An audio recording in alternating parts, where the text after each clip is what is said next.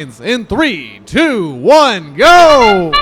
And we're underway here for qualification match number 22. Entire Red Alliance getting a coral up in the first 5 seconds in autonomous. 4270 going for their one coral, two algae auto, just not hitting that second one. 973 and 1671 attempting a simultaneous coral score on the Blue Alliance side of the field as 846 go up to level 4. 5026 doing the same. 604 Quicksilver going up to the barge for the Red Alliance. Score margin relatively tight here as 846 try to go up to the barge, struggling just a little bit. 973 also going up into the barge for an algae score. 846 going up to L4. 1671, the Buchanan Bird Brains getting lined up with the barge, tossing it in, but it bounces out, as does 971's attempted score. 123 to 108 now in favor of the Red Alliance. What can Blue do to try to claw back this lead? 1671 scoring on L2, 4270, winners of 3 regionals this year, trying to drop one on L3, but it doesn't quite work out. They release that coral prematurely. 973 now, it seems, has pivoted to playing defense against this Red Alliance. All 3 of them can only load from the coral stations. This might have a measurable impact on their output. We'll have to see how that pans out with about a minute left in this match. 4270, 1671 still working on the Blue Alliance Reef. 157, 149 in favor of that Red Alliance right now.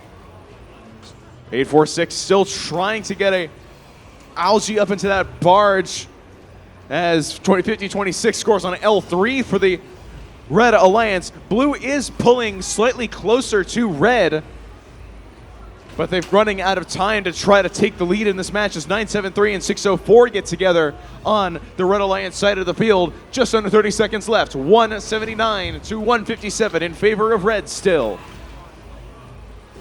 1671 trying to get one more coral up. That sound means we've got under 20 seconds left in this match. What are we going to see for endgame? 846, 604 getting lined up with a deep cage on the Red Alliance side. 973 doing the same for Blue. 4270 getting on that cage as well. We got 3 seconds left. We have got 4 robots in the air. We'll have to see how that shakes out with your final results in just a moment.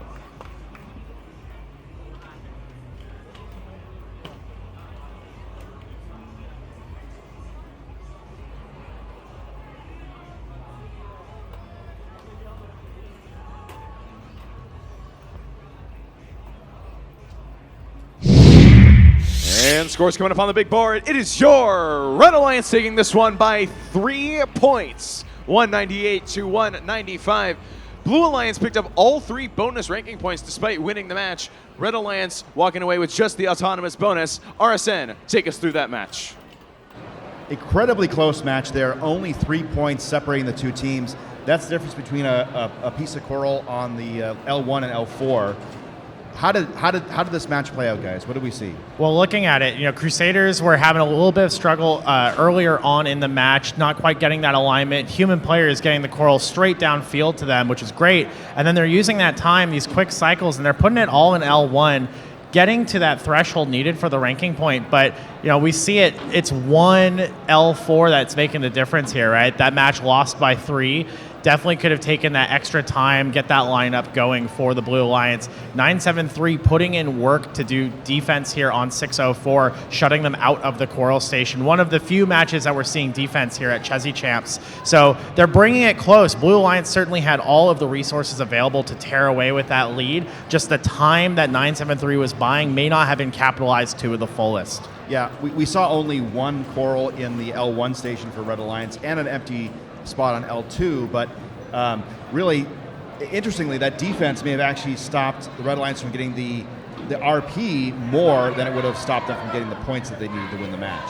And on the Blue Alliance, the competing objectives of trying to win the match and get the coral bonus ranking point kind of lead to this situation where they're using 973 to defend and not score the higher coral that they needed to get the full ranking, the 3 ranking points for the win. And I wonder if there's a conversation behind the glass there of like, oh wait, we actually have a shot at doing this, we need to pivot our strategy here, stop focusing on the RP so hard, go for the win. The win's the best RP you can get, right? Yeah. But, you know, who knows what that's like behind the glass there. That being said, real-time score did not quite show it this close until we got right near the very, very end. Yeah. So, well, good effort by both alliances there. Can't wait to see more from them. Let's take a look at our next match coming up. This is going to be match number 23 over here at Chezy Champs. We've got 1197. They're the Torbots. Aiden, you've been here all year watching robots. Tell us a little bit about them. Well, Torbots are a SoCal team, so not usually in my area of jurisdiction, but you know they are a solid robot coming out of SoCal.